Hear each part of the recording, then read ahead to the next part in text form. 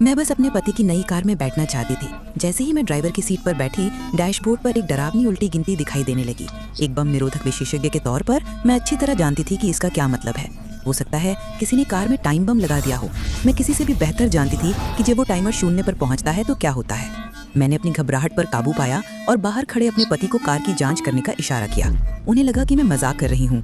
जब तक कि उन्होंने स्क्रीन पर घटती हुई संख्या नहीं देखी, उनका चेहरा तुरंत बदल गया। वो कार के नीचे जांच करने के लिए दौड़े। तभी ग्लव बॉक्स में एक लाल बत्ती चमकने लगी। मैंने सावधानी से एक कार्ड का उपयोग करके उसे जांचा।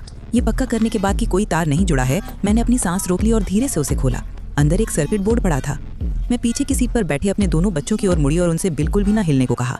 मेरे पति ने मुझे कार के नीचे से एक तस्वीर भेजी। उसे देखते ही मेरा पूरा शरीर ठंडा पड़ गया।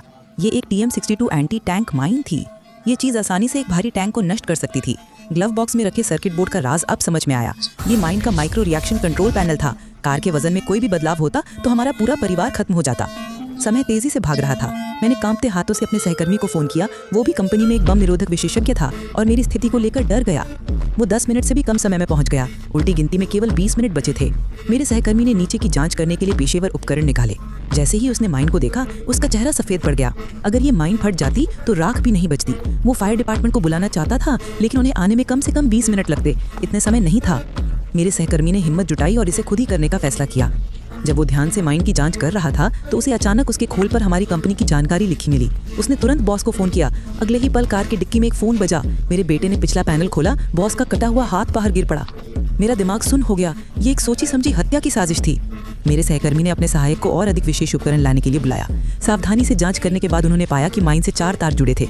मेरा विश्वास था कि पैनल पर नीले तार को काटने से उल्टी गिनती रुक जाएगी, लेकिन मेरे सहकर्मी ने जोर दिया कि पीला तार माइन का सर्किट था और बाकी सिर्फ जाल थे। उसने मेरी सलाह को नजरअंदाज किया, बम निरोधक रोबोट को तैनात किया और पीले तार को काटने के लिए तैयार हो गया।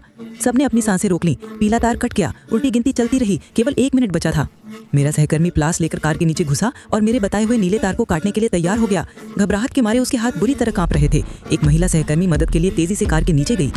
जब उल्टी गिनती में 4 सेकंड बचे थे तो उसने हरा तार काट दिया। टाइमर 4 सेकंड पर जम गया। मैं पूरी तरह से टूट गई। मेरा अनुमान गलत था। अगर उन्होंने मेरी बात सुनी होती तो हम सब खत्म हो गए होते। हालांकि हम फिलहाल के लिए बच गए थे, लेकिन खतरा अभी टला नहीं था। माइन में अभी भी एक माइक्रो सेंसर डिवाइस था।